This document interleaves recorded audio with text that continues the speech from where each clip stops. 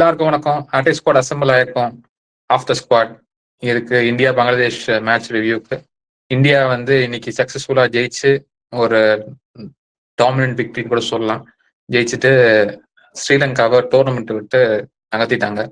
நாளைக்கு ஆட போற பாகிஸ்தான் பங்களாதேஷ் வந்து ஒரு செமிஃபைனல் கூட வச்சுக்கலாம். அதில் ஜெயிக்கிறவங்க தான் ஃபைனல் ஆட போறாங்க. ஸோ இன்னைக்கு இந்தியா டாஸ் தோத்துட்டு there made to bad.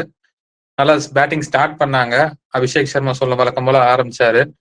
Mid பிளேல இருக்கப்ப 200 ஸ்கோர் டார்கெட் பண்ண எதிர்பார்த்தோம். பட் அதுல கொஞ்சம் ஒரு 10வது ஓவருக்கு அப்புறம் ஸ்லிப் ஆயிடுச்சு. மட்டும் சொல்லுங்க நம்ம பேட்டிங் பத்தி. அதான் ஸ்பின் ஹிட்டர் வந்து அப்படின்னு சொல்லிட்டு தூபை அனுப்புனாங்க. கரெக்டான டிசிஷன் தான், பட் அது ஒர்க் அவுட் ஆகல. அதுக்கப்புறம் பால் ஆப்வியஸ்லி கொஞ்சம் ரொம்ப ஸ்லோவாக தான் இருந்துச்சு. சூரியகுமார் இந்த மாதிரி பிச்சஸ்ல கொஞ்சம் கஷ்டப்படுவார். நம்ம ஏற்கனவே நிறைய தடவை பார்த்துருக்கோம். பிச்சுக்கு வராத பால் கொஞ்சம் சூரியகுமார் கஷ்டப்படுவார். துபே இறக்குன டிசிஷன் ஓகே, பட் அதுக்கப்புறம் இன்னும் கொஞ்சம் அக்சலேட் பண்ணிக்கலாம். அக்சர் பட்டேலும் ரொம்ப இது பண்ணாரு. நம்ம அப்பயே சொன்னோம், சஞ்சு சாம்சன் ஓப்பனிங் நல்லா விளையாடிட்டு இருந்தவரை வந்து இப்ப கடைசி வரைக்கும் சரி உட்காருங்க அப்படின்ட்டாங்க. நம்ம 8 வரைக்கும் நாகூரும் ஆக்சுவலா அக்சர் பட்டேல் கடைசி ஓவர்ல வந்து ஏதாச்சும் ரிட்டையர்ட் அவுட் அப்படின்னு ஏதாச்சும் போயிட்டு கடைசி 2 பால்னாச்சும் சஞ்சு சாம்சன் கொடுப்பாருன்னு பார்த்தோம். அதுவும் இல்லாம கடைசி ஓவர்ல 4 ரன் நினைக்கிறேன். லாஸ்ட் 9 ஓவர்ஸ் வந்து 56 ரன்ஸ், 4 விக்கெட். ஆனா நம்ம அக்செப்டில் இறக்குனது காரணம் லெஃப்ட் ரைட் காம்பினேஷனு. அப்போ ஃபர்ஸ்ட் அப்படி கில் அவுட் ஆனா அடுத்து ரைட் ஹேண்டர் இறக்கி தான் இறக்கி இருக்கணும். சூரியகுமார் தான் வந்திருக்கணும். அதுக்கு பதிலாக அவர் ஏன் கடைசி 4 ஓவர்ல என்ன left hand right hand combination அதான் அது கடைசியில அவர் சாம்சனே இறக்கி விட்டுருக்கலாமே அட்டாக் பண்ணுன்னு சொல்லி. அக்செப்டில் கொஞ்சம் நிறைய பால் சாப்பிட்டாரு. இல்லாட்டி ஸ்கோர் இன்னும் கொஞ்சம் அதிகமாயிருக்கலாம். ஆனா செகண்ட் ஹாஃப்ல வந்து அந்த 10th ஓவர் கழிச்சு அந்த பால் கொஞ்சம் கிரிப்பாக ஆரம்பிச்சிருச்சு. பிச்சும் ஸ்லோ ஆயிருச்சு. கொஞ்சம் பால் பழசாக ஐ திங்க் கொஞ்சம் டிஃபிகல்ட் டு ஹேண்டில் த பால் ஆயிடுச்சு. ஸோ அதனால அதுலயும் ரன் ரேட் குறைஞ்சிருச்சு. பார்ப்போம். இது தவிர பேட்டிங் வந்து அபிஷேக் சர்மா தேவையில்லாத ரன் அவுட், அவரே கால் பண்ணி அவுட் ஆகிட்டாரு. மேபி இன்னும் கொஞ்சம் அவேர்னஸ் இருந்தா ஹீரோட definitely got a century by the 15th over. Good ஃபார்ம்ல இருக்காரு. அவரை கூட ஓடிஐல இறக்கலாம்னு பேசிக்கிட்டு இருக்காங்க. இவங்க ஓடிஐல தான் ஏற்கனவே வந்து நிறைய ஆள் இருக்காங்க. Unless this is some plan to ரோஹித்தையும் கோலியும் வெளியே அனுப்பிட்டாதான் அந்த மாதிரி ஏதாச்சும் இதுலயும் அனுப்பினா வேணா சான்ஸ் இருக்கே தவிர இல்லைன்னா கஷ்டம். இவங்க பங்களாதேஷ் வந்து ஆக்சுவலா பவுலிங் சேஞ்ச் பண்ணிட்டாங்க. நம்ம யூஸ்வலா தஸ்கின் அகமது தான் இறங்குவார்னு எதிர்பார்ப்போம். ஆனா அவங்க வந்து அவர் உட்கார வச்சுட்டு தன்சிம் அவரை இறக்கி விட்டாங்க. அதே மாதிரி லிட்டன் தாஸ் இன்ஜுரி, அதனால அவரால் ஜேக்கர்ல தான் கேப்டன்ஷிப் பண்ணாரு. லிட்டன் தாஸ் இன்ஜுரினா நாளைக்கு ஒரு ஃபிட் தான். சைட் ஸ்ட்ரெயின் வந்து எனக்கு தெரிஞ்சு இன்னைக்கு நாளைக்கு வந்து ஃபிட் அப்படின்னா என்ன சொல்றது, மைல்டு இன்ஜுரி இருக்கலாம். இன்னைக்கு விளையாடணும் விளையாடி இருக்கலாம். But they're trying to put all the eggs in one basket. சரி மொத்தமா நாளைக்கு நல்லா விளையாடிடுவோம், எப்படியா இருந்தாலும் இன்னைக்கு அவங்க அந்த மாதிரி ஒரு மைண்ட் செட்ல வந்தாங்க. அதனால தஸ்கின் அகமதுல ரெஸ்ட் பண்ணியிருக்காங்கன்னு நினைக்கிறேன். தஸ்கின் அகமது ரெஸ்ட் பண்ணி அப்ப நாளைக்கு கண்டிப்பா ஃபுல் ஃபோர்ஸோட இறங்குவான்றீங்க, பாகிஸ்தான் அடிச்சு தூக்கம்ன்றீங்க. அதான் அதுக்குதான் அதான் டிசைட் பண்ணிட்டாங்க. பட் நாளைக்கு ஆனா இவரால கீப்பிங் பண்ண முடியாது. அப்போ சைட் ஸ்ட்ரெயின் இருந்துச்சுன்னா அப்ப இன்னைக்கு ஜேக்கர் அலி ஓகே ஓகே. நான் அவரும் பண்ணுவாருன்னு பார்த்தேன். அவரும் கீப்பர் தான், அவர் பண்ணுவாருன்னு பார்த்தேன். ஓகே, அவர் அப்ப டிராப் பண்ணுவாங்க. ஓகே ஃபைன், அவருக்கு பதில் தான் வருவார் சந்தாஸ். ஓகே. ஸோ அதே மாதிரி செகண்ட் இன்னிங்ஸ் வர்றப்ப நம்ம ஆளுங்க பவுலிங் வந்து ஃபர்ஸ்ட் ஓவர் இம்ப்ரெசிவா இருந்துச்சு. அதுக்கப்புறம் பும்ரா கொஞ்சம் ரன்ஸ் போச்சு. அதே டைம் விக்கெட்ஸும் எடுத்தாங்க.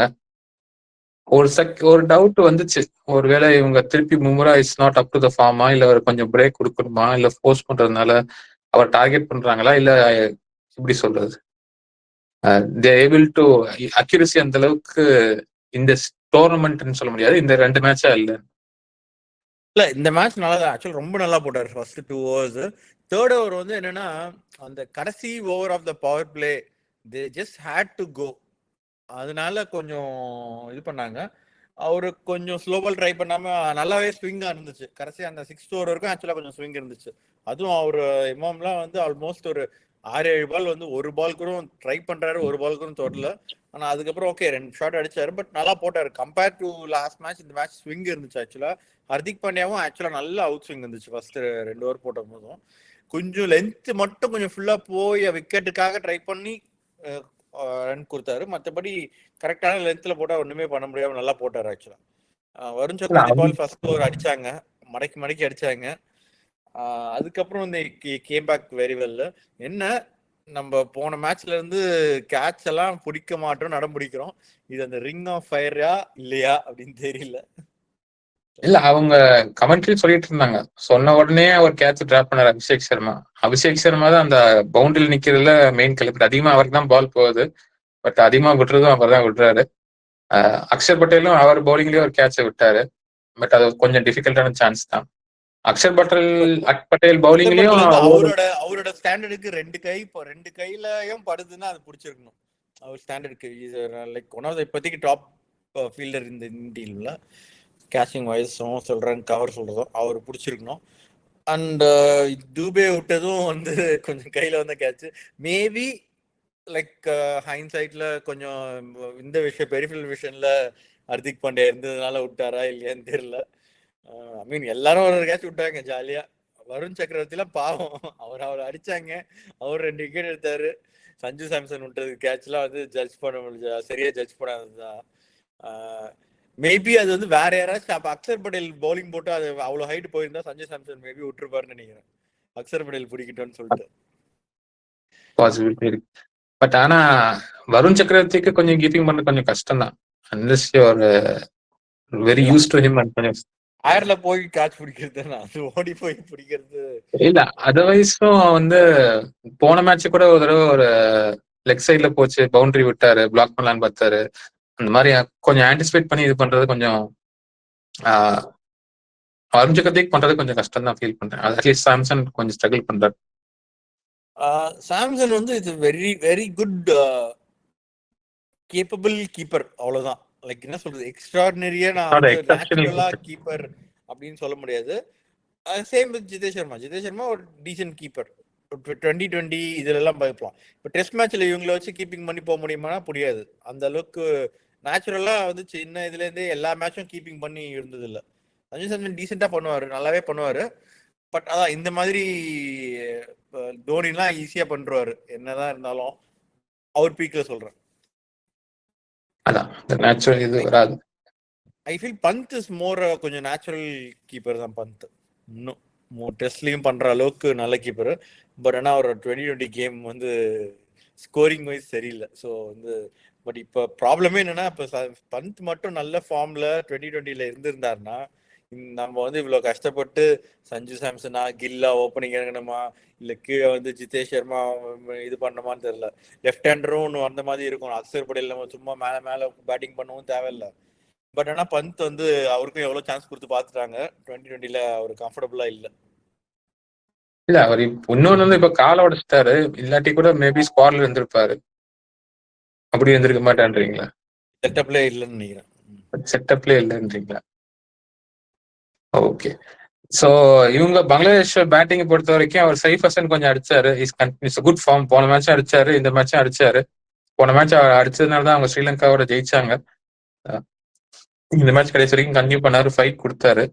அக்ஷர் பட்டேல் டார்கெட்னே ஒரு ஓவர்லயும் ஒரு 6 அடிச்சு விட்டாரு. நல்லா மொத்தம் அவரும் இந்த இமானும் ஒரு ஸ்டாண்ட் கொடுத்தாங்க. அதுக்கப்புறம் பெருசா சொல்ற அளவுக்கு யாரும் பேட்டிங் பிடிக்கல. அதுல குல்தீப் ஆன் ஹேட்ரிக் வேற வந்தாரு. குல்தீப்பை ரீட் பண்றது இன்னும் கஷ்டம். அது நார்மல் பேட்ஸ்மேனே கஷ்டம். இவங்க எல்லாம் tail enders, lower order batsman. அதனால விட்டு ஒரு ஹேட்ரிக் எடுத்திருப்பாரு. ஐ திங்க் அக்ஷர் பட்டேல் வந்து கேட்ச் விட்ட அப்புறம் அக்ஷர் பட்டேல் பால்ல 3 6 அடிச்சிருக்காருன்னு நினைக்கிறேன். ஒரு ஓவர்ல ஒரு 6, அப்புறம் அடுத்த ஓவர்ல 2 6. அதுக்கப்புறம் அதாவது 40, 65, 66, 68ல கேட்ச் டிராப் பண்ணாங்கன்னு நினைக்கிறேன். அதே மாதிரிதான் அது சொல்லி வேற காமிச்சிட்டு இருந்தாங்க, இத்தனை பால் கேட்ச் பண்ணாங்க, டிராப் பண்ணாங்கன்னு சொல்லி. அதாவது இந்த அளவுக்கு இருந்துச்சுன்னா ஐ திங்க் லாஸ்ட் 3 ஓவர்ஸ்ல 48 ரன்ஸ் ஏதோ இருந்துச்சு. கிட்டத்தட்ட எல்லா விக்கெட்டும் விழுந்த பிறகு நம்ம தூபே வச்சு ட்ரையல் பார்க்கலாம் அப்படின்னு சொல்லி அவர் பவுலிங் கூப்பிட்டு உள்ள விட்டு 19th ஓவர் போட விட்டோம். அவர் போட்டுக்கிட்டே இருந்தாரு. மேட்சே முடிஞ்சிச்சுன்னு சொன்ன மேட்ச் முடிஞ்சிச்சு, நாங்க சீக்கிரம் ரெக்கார்ட் பண்ணோம்னா அவர் அப்பதான் வைடா போறாரு. யாருக்கு? முஸ்தபிசுர் ரஹ்மானுக்கு ஒயிட் எல்லாம் போட தெரியல, நேரா போடுங்க கொஞ்சம், யாருக்கு அந்த மாதிரி போடுங்க, கொஞ்சம் பவுன்சர் போடுங்க. அப்பயும் ஒரு 4 கொடுத்தாரு. அது ஒரு மைண்ட் செட் வந்து எல்லாருக்கும் ஒரே மாதிரி போட தேவையில்ல. அவர் வந்து இப்போ என்ன பேச்சுன்னா, அவர் தூபே வந்து நியூ பால் எல்லாம் வந்து நெக்ஸ்ட்ல practice பண்றாராம்.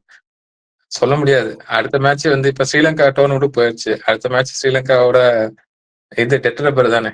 So Hardik Pandya rest பண்ணிட்டு ஷோதுபே வச்சு போட்டு பார்க்கலாம். ஏன்னா நம்ம வந்து இந்த மாதிரி பண்ணாம இருந்துதான் வேர்ல்ட் கப் அப்ப ஹர்திக் பாண்டியா இல்லாம நம்மளோட ஃபுல் இதுவுமே மாறிச்சு. நம்ம 3 மேட்சஸ் போனோம், அதால பேட்டிங் கொஞ்சம் கம்மியா இருந்துச்சு. யூ ஹேவ் டு பேக்கப் பார்க்கணும், வேற வழி இல்லைன்னா பண்ணி ட்ரையல் பண்ணி பார்க்கணும். இப்பயே என்னென்ன ட்ரையல் பண்ணி பார்க்க முடியுமோ எல்லாத்தையும் பண்ணிடணும். கரெக்ட். இப்போ திலக் வர்மாக்கு ஒரு ஹேண்ட் கொடுத்தாங்க, அவர் சொல்லிட்டு விக்கெட் எடுத்து மேட்சை முடிச்சிட்டாரு. ஸோ சக்சஸ்ஃபுல்லா இந்தியா வந்து ஏஷியா கப் எதிர்பார்த்த மாதிரி ஏஷியா கப் ஃபைனல்ஸ் போயிட்டாங்க. இதுக்கு வந்து பலியாடு நம்ம ப்ரிடிக்ட் பண்ண டாப் 3ல வந்து 2 டீம் வெளியே போயிருச்சு. ஒன்னு ஸ்ரீலங்கா, இன்னொரு ஆப்கானிஸ்தான். ஃபர்ஸ்ட் வரும் அப்படின்னு பண்ணனும் அந்த குரூப்ல. ஃபர்ஸ்ட் வரும்னு சொன்ன டீம் ஃபர்ஸ்ட் வெளியே போனது பங்களாதேஷ். வந்து ஆக்சுவலா அதுக்கு அவங்க ஸ்ரீலங்கா தான் தேங்க் பண்ணணும். அந்த ஆப்கானிஸ்தானோட ஒரு மேட்ச் ஜெயிச்சாங்க கடைசி இந்த குரூப் ஸ்டேஜ்ல. அப்போ ஜெயிக்காம இருந்தா ஆப்கானிஸ்தான் குவாலிஃபை ஆயிருப்பாங்க.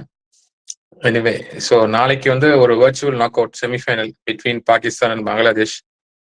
அந்த மேட்ச் எப்படி போகுதுன்னு பார்ப்போம். They'll be meeting us Sunday final. They'll be meeting us in the final on Sunday.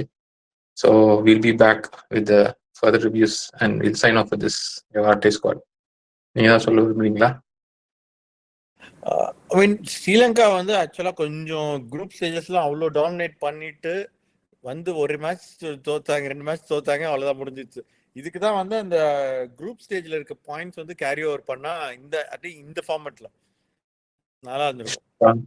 Group stages point வந்து ஃபுல்லா கேரி ஓவர் ஆகாம அட்லீஸ்ட் வந்து ஆஃப் இது பண்ணி அது கேரி ஓவர் ஆயிருந்துச்சுன்னா இட் ஹவ் பீன் அட்வான்டேஜ். கொஞ்சம் ஈவனா இருந்திருக்கும். ஏன்னா இப்போ குரூப் ஸ்டேஜ் வந்து ஆல்மோஸ்ட் நீ என்ன யுஏஇ ஜெயிக்கிற, ஒமான் ஜெயிக்கிற அதெல்லாம் கணக்கே இல்லாம போச்சு. பட் ஸ்டில் அது வந்து இன்னும் கொஞ்சம் யூஸ்ஃபுல்லா இருந்திருக்கும். அது நான் இப்போ அது பெரிய டோர்னமெண்டா இருந்தா நான் சொல்லுவேன் ஓகேன்னு. ஏசியா கப் வந்து இவங்க எவ்வளவு தூரம் இழுக்க முடியுமோ அவ்வளவுதான் இழுத்துட்டு இருக்க மாதிரி தெரியுது. இந்த குரூப் ஸ்டேஜுக்கு அப்புறம் அடுத்த வந்து அவ்வளவுதான். இதே மேட்சஸ் நம்பர் ஆஃப் மேட்சஸ் இதே தான். ஜஸ்ட் அந்த பாயிண்ட் ஒரு இட் ஷுட் மேட்டர். ஓகே, சரி. அப்படி இருந்தா இன்னும் அவங்க கன்டென்ஷன் இருந்திருப்பாங்கன்றீங்க. சரி. So alright. So 3P will again sign off for this. We'll be back with more videos. Sign off. RT Squad. Bye.